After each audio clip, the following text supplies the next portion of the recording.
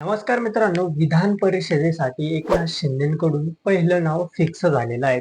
दुसऱ्या जागेसाठी 7 जणांची चर्चा. वाघमारे पॅटर्न रिपीट होणार की काय याकडे सर्वांचं लक्ष लागलेलं आहे. आणि काय आहे ही बातमी आपण सविस्तर या चॅनलवरती बघणार आहोत. चला तर मग मी सचिन नाईक आणि तुम्ही बघत आहात आपली राजनीती चॅनल. राज्यातील विधान परिषदेच्या 10 जागांसाठी 12 मे रोजी निवडणूक होत आहेत. त्यामुळे उत्सुकता शिंदेला पोहोचली आहे. सर्वच पक्षाची उमेदवारीवरून जोरदार रस्सीखेच दिसत आहेत. महायुतीमध्ये भाजपाच्या वाटेला 6 जागा आलेल्या आहेत.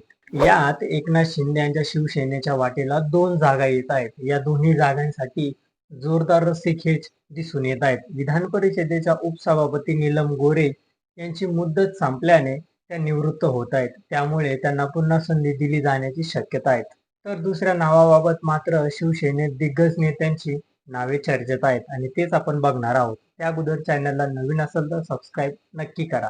महिनाभरापूर्वीच झालेल्या राज्यसभा निवडणुकीत एकनाथ शिंदे यांनी त्यांच्या वाटेला आलेल्या एका जागेसाठी धक्कातंत्रांचा वापर करत सोलापूरच्या पक्ष प्रवक्त्या ज्योती वाघमारे यांना अचानक संधी दिली. त्यामुळे त्यांच्याप्रमाणे येत्या काळात होत असलेल्या विधान परिषद निवडणुकीत पुन्हा एकदा धक्कातंत्रांचा अवलंबन करणार का यावरून उत्सुकता शिंदेला पोहोचली आहे.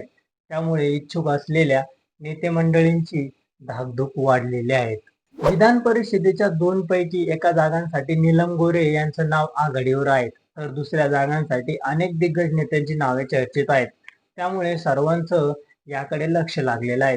शिवसेनेकडून सध्या सोशल इंजिनिअरिंग आणि निष्ठा या दोन्ही मुद्द्यावर विचार करण्यात येत आहेत. त्यामुळे या पदासाठी अनेक नेते इच्छुक आहेत.